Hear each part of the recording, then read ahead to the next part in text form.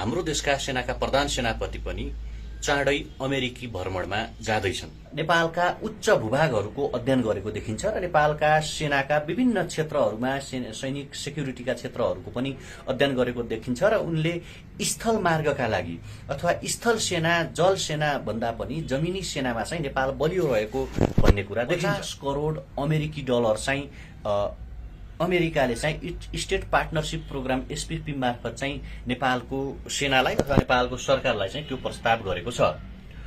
कुनै पनि देशको कूटनीतिले अथवा कुनै पनि देशका कूटनीतिज्ञले हामी डाइरेक्ट तिमीहरूको देशमा आउँछौं, तिमीहरूको स्पेस हामीलाई देऊ भन्न सक्दैनन्।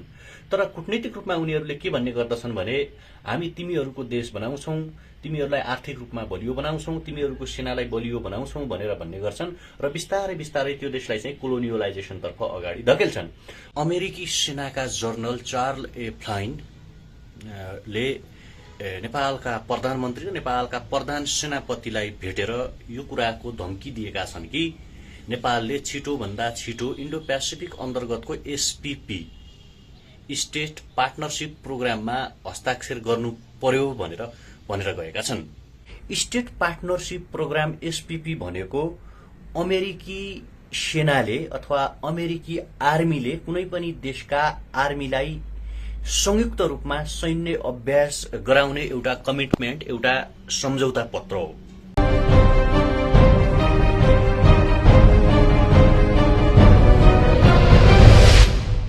हाम्रो देशको हिमाली र उच्च पहाडी क्षेत्रमा औपचारिक रूपमा अमेरिकी सेनाहरू परेड खेल्नका लागि नेपाल आउँदैछन्।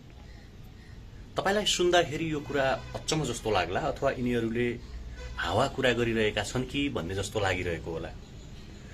तर हालसालै मात्रै नेपाल भ्रमण गरेर गएका अमेरिकी सेनाका जनरल चार्ल्स ए फ्लाइन ले नेपालका प्रधानमन्त्री र नेपालका प्रधान सेनापतिलाई भेटेर यो कुराको धम्की दिएका छन् कि नेपालले छिटो भन्दा छिटो इन्डो पेसिफिक अन्तर्गतको एसपीपी स्टेट पार्टनरशिप प्रोग्राममा हस्ताक्षर गर्नु पर्यो भनेर गएका छन् र आसन्न अमेरिकाको भ्रमणमा जान खोजिरहेका प्रधानमन्त्री शेरबहादुर देउवाले यो सम्झौतामा हस्ताक्षर गर्ने देखिन्छ र उनले त्यसको तयारी गरिरहेका छन् र उनले अमेरिकी सेनाका जर्नेललाई चाहिँ म नेपाली राजनीतिक दलहरूसँग सहमति र सहकार्य गरेर यो सम्झौता पारित गर्नेछु भनेर कमिटमेन्ट गरेको देखिन्छ भने हाम्रो देशका सेनाका प्रधान सेनापति पनि चाँडै अमेरिकी भ्रमणमा जाँदैछन्। अब तपाईँ हामीले बुझ्नुपर्छ स्टेट पार्टनरशिप प्रोग्राम अथवा एसपीपी के हो त? स्टेट पार्टनरशिप प्रोग्राम एसपीपी भनेको अमेरिकी सेनाले अथवा अमेरिकी आर्मीले कुनै पनि देशका आर्मीलाई संयुक्त रूपमा सैन्य अभ्यास गराउने एउटा कमिटमेन्ट, एउटा सम्झौता पत्र हो। सन् 2011 मा पहिलोचोटि अमेरिकाले नेपाललाई चाहिँ एसपीपी सम्झौता गर्नका लागि अथवा स्टेट पार्टनरशिप प्रोग्राम सम्झौता गरौं भनेर नेपाललाई प्रस्ताव पेश गरेको थियो र त्यो एसपीपी इन्डो पेसिफिक स्ट्र्याटेजी अन्तर्गत रहने गर्छ र पछि सन् 2018 मा तत्कालीन प्रधानमन्त्री केपी ओली प्रधानमन्त्री हुँदाखेरि अमेरिकाले केही परिमार्जन गरेर एसपीपी अथवा स्टेट पार्टनरशिप प्रोग्रामलाई चाहिँ सम्झौताका रूपमा अघि बढाएको थियो। तर विभिन्न कारणवशले त्यो सम्झौता त्यो समयमा पारित हुन सकेन। अहिले एमसीसी पासपछि दुईचोटि अमेरिकी कार्गो जहाज, अमेरिकी सैन्य कार्गो जहाज नेपाल आइसकेको छ भने अस्ति मात्रै 4 दिने नेपाल भ्रमणमा आएका अमेरिकी सेनाका जर्नेल फ्लिनले चाहिँ नेपालका उच्च भूभागहरूको अध्ययन गरेको देखिन्छ र नेपालका सेनाका विभिन्न क्षेत्रहरूमा सैनिक सेक्युरिटीका क्षेत्रहरूको पनि अध्ययन गरेको देखिन्छ र उनले स्थल मार्गका लागि अथवा स्थल सेना जल सेना भन्दा पनि जमिनी सेनामा चाहिँ नेपाल बलियो रहेको भन्ने कुरा देखिन्छ।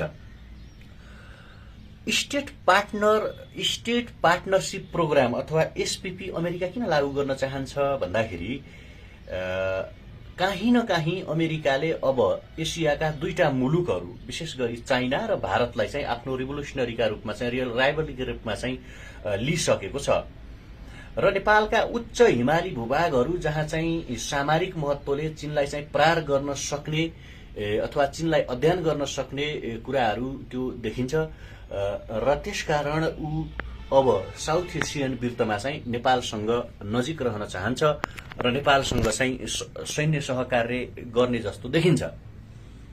अब केही साथीभाइहरूले के भन्नुहुनेछ भने नेपालको सेनाको वृत्तिका लागि चाहिँ अथवा सेनाको सैन्य अभ्यासका लागि चाहिँ किन हामीले चाहिँ सहकार्य नगर्ने भन्ने एउटा कुरा जबरजस्त तरिकाले उठ्न सक्छ र तपाईको जानकारीका लागि म के कुरा जानकारी गरौं भने 50 करोड अमेरिकी डलर चाहिँ अमेरिकाले चाहिँ स्टेट पार्टनरशिप प्रोग्राम एसपीपी मार्फत चाहिँ नेपालको सेनालाई अथवा नेपालको सरकारलाई चाहिँ त्यो प्रस्ताव गरेको छ।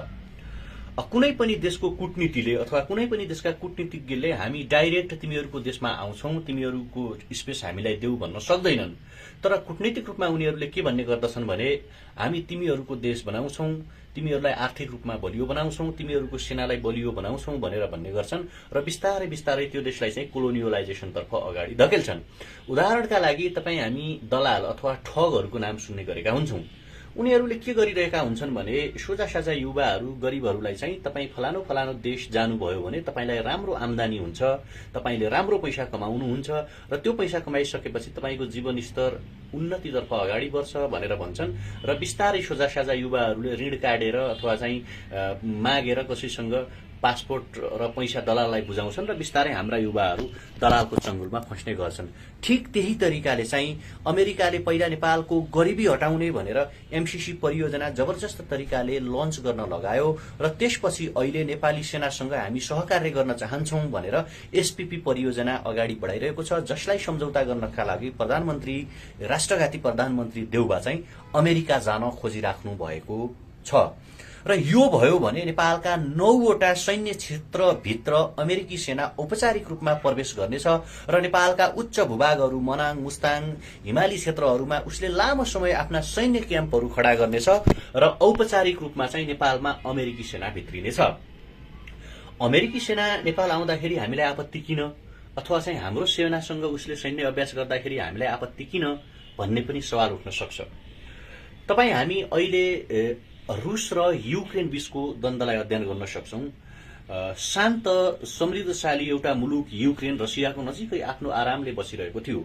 बिस्तारै अमेरिकनहरूले के भने हामी युक्रेनी सेनालाई बलियो बनाउँछौं, युक्रेनको अर्थतन्त्र बलियो बनाउँछौं, युक्रेनलाई नेटो तर्फ लैजान्छौं, नेटो सैन्य संगठनमा लिन्छौं र युक्रेनलाई चाहिँ एकदमै स्ट्रङ बनाउँछौं भनेर उनीहरूले त्यो तरिकाको प्रस्ताव कहीँ न कतै युक्रेनमा पुर्याए। कहीँ न कहीँ कतै युक्रेन पनि रसियाको एउटा दबदबामा थियो र उसले के सोच्यो भने अमेरिकाले साँच्चीकै युक्रेनी जनताको हितका लागि बोलेको छ र युक्रेनी जनताको हितमा बोलिरहेको अमेरिकाको कुरा हामीले किन नमान्ने भन्ने कुरा सोझा एउटा चाहिँ कलाकारिता क्षेत्रबाट राजनीतिमा प्रवेश गरेका जेलेन्स्कीले अमेरिकाको कुटिल चाललाई अन्डरस्ट्यान्डिङ गर्न सकेनन् र जबरजस्त तरिकाले अमेरिकाको चंगुलमा फस्न पुगे र आज अस्ति मात्रै जेलेन्स्कीले स्टेटमेन्ट सार्वजनिक गरेका छन् अमेरिकाले हामीलाई धोका दियो तर हामी अन्तिम अवस्थासम्म रसियासँग मुकाबिला गर्नेछौं।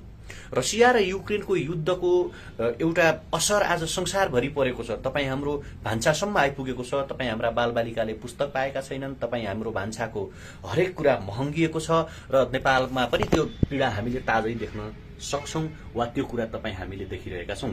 यसकारण हामीले पहिला एमसीसी को पनि विरोध गर्यौं, त्यसपछि एसपीपी परियोजना जुन छ त्यो एमसीसी अन्तर्गत रहेरै अथवा चाहिँ त्यसैको सेरोफेरो त्यसैको पेरिफेरीमा जुन तरिकाले लन्च गर्न खोजिँदैछ यो आम नेपाल र नेपालीका लागि खेदजनक छ।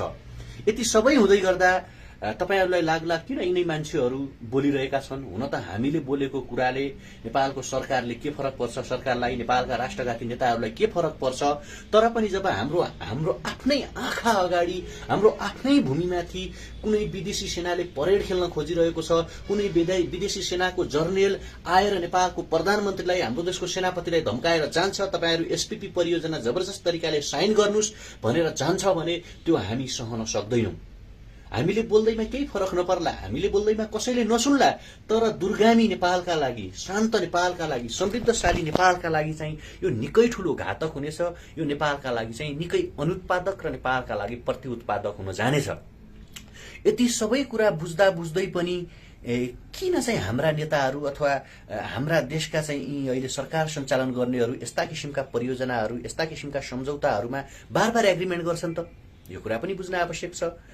तपाईँ हामीलाई थाहा छ प्रधानमन्त्री जो हुनुहुन्छ उहाँको कैयौं कुराहरू चाहिँ अमेरिकाबाट चल्ने गर्छ। प्रधानमन्त्री पत्नीका कैयौं आइएनजिओहरू छन् जुन आइएनजिओहरूमा चाहिँ डाइरेक्ट वा इन्डाइरेक्ट रूपमा अमेरिकाले इन्भेस्टमेन्ट गरिरहेको छ, अमेरिकाले लगानी गरिरहेको छ। अर्का एकजना विवादास्पद पात्र छन् गगन थापा, जसले एमसीसीमा पनि कडा अडान लिएका थिए र उनलाई विकिलिक्सले सार्वजनिक गरेको एउटा गोप्य सूचनामा नेपालका राजदूतहरूले गगन थापाको बारेमा के भनेको छ भन्ने कुरा तपाईँ हामी सबैजनाले त्यो कुरा देखेका छौं, त्यो कुरा तपाईँ हामीले बुझेका छौं। आसन्न चुनाव आउँदैछ, त्यो चुनावमा यदि यस्ता किसिमका राष्ट्रलाई हानि पुग्ने सम्झौताहरू पारित गर्यो भने नेपालका यी लिडरहरूले मुख बोल्यो, जति बोल्न सक्यो त्यति पैसा चाहिँ उनीहरूले प्राप्त गर्ने गर्दछन्।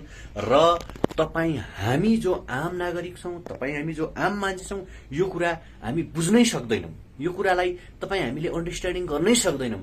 त्यसकारण ढिलो चाँडो नेपाललाई चाहिँ जबरजस्त तरिकाले युक्रेनी बाटोमा लैजाने किसिमको एउटा नेपालमा औपचारिक रूपमा अमेरिकन सेना प्रवेश गर्ने सम्झौतामा हस्ताक्षर गर्नका लागि आसन्न केही समयमै नेपालका महाकाली सन्धिदेखि एमसीसी प्रकरण हुँदै अब गर्ने सन्धि र सम्झौतामा हस्ताक्षर गर्ने नेपालका राष्ट्रघाती एकजना व्यक्ति जो प्रधानमन्त्रीका रूपमा चुनिन्छन् उनी विदेश भ्रमणमा जाँदैछन्। यो कुरा नेपालका हरेक नागरिकले बुझ्नुपर्छ। अर्काको सेना औपचारिक रूपमा एउटा सम्झौता मार्फत 50 करोड अमेरिकी डलर अनुदानको नाममा नेपाली सेनाको स्तरोन्नतिको नाममा नेपालका विभिन्न सेनाका 9वटा कार्यक्षेत्रभित्र हस्तक्षेप गर्ने गरी नेपालका उच्च भूभागमा उनका सैन्य परेडहरू खेल्ने गरी क्याम्प राख्ने गरी गर्ने सम्झौता के नेपालका युवाका लागि, के नेपालका नागरिकका लागि, के नेपाल र नेपालीका लागि हितकार छ त? यो कुरा बहसको विषय छ। यो कुरा तपाईँ हामीले बुझ्नुपर्ने छ। यो कुरा तपाईँ हामीले जान्नुपर्ने छ। यो खेदजनक छ, यो आपत्तिजनक छ र नेपाल र नेपालीले चाहिँ औपचारिक रूपमा कुनै विदेशी सेनाका बुटहरूलाई आफ्नो देशको उच्च हिमाली भूभागमा परेड खेल्न औपचारिक रूपमा वा तपाईको चाहिने सम्झौताका रूपमा हामीलाई त्यो स्वीकार्य हुने छैन। हाम्रो सेनाले पनि यो सम्बन्धी स्टेटमेन्ट जारी गर्नुपर्छ र हाम्रा देशका हरेक युवाहरूले यो कुरा बुझ्नुपर्दछ। धन्यवाद।